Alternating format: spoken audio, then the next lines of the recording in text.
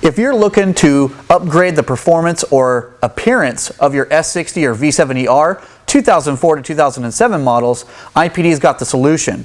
We've actually manufactured a set of lowering springs which lower your car about 1.2 to 1.3 inches front and back.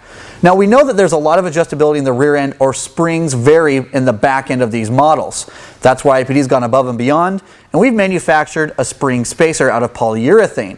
This spring adjuster, or spacer if you will, just goes in between the rear springs and can be adjusted to raise or minimize the height by about 1/4 of an inch. It really lets the end user fine-tune your car.